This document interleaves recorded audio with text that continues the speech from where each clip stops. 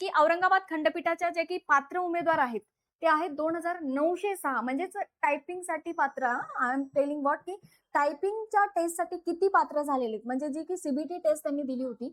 CBT टेस्टमधून 2906 त्या ठिकाणून पात्र झालेले आहेत आणि टोटल जागा किती आहेत?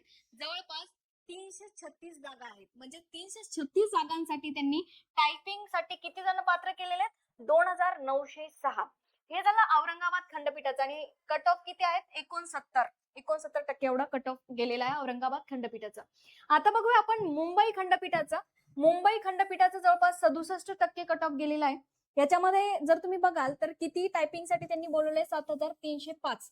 7305 कॅन्डिडेटला त्यांनी टायपिंगच्या टेस्टसाठी बोलवलेले आहे. आता जर जागा बघाल तुम्ही तर मुंबई खंडपीठाच्या जागा जरा जास्त होत्या, जवळपास 830 जागा या ठिकाणी होता. तरी सुद्धा कट ऑफ या ठिकाणी हाय गेलेला आहे, 67% जवळपास कट ऑफ गेलेला आहे. आता नागपूर खंडपीठाचे बघा 70% म्हणजे सगळ्यात हाय कट ऑफ जर कुठला गेला असेल तर तो गेलेला आहे नागपूर खंडपीठाचा.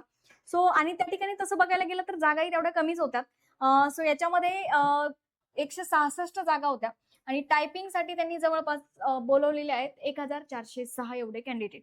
तुम्ही जर बघाल तर तुमच्या एक गोष्ट लक्षात येईल, जागा किती आहे त्याच्यावरून तुम्हाला काढता येईल. जर जागा किती आहे तर रेशो बघा तुम्ही, जवळपास त्यांनी एका उमेदवारासाठी 8 उमेदवार त्या ठिकाणी बोलवलेले आहेत. सो म्हणजे जर टायपिंगसाठी जे सिलेक्ट झालेले आहेत त्यांनी अजूनही म्हणजे प्रॅक्टिस करणं गरजेचं आहे जर तुम्हाला सिलेक्ट व्हायचं असेल तर.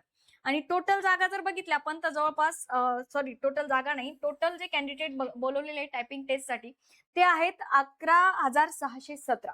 सो जवळपास रेशो कसा आहे? 1:8 असा रेशो आहे. ह्याच्यामधूनही मुलाखतीसाठी आता कसं होईल की मुलाखतीसाठी सुद्धा म्हणजे 1:3 रेशो ते असं बोलू शकतात मुलाखतीसाठी. हा माझं एक ओपिनियन आहे, माझं एक स्वतःचं मत आहे की 1:3 ते मुलाखतीसाठी बोलू शकतात.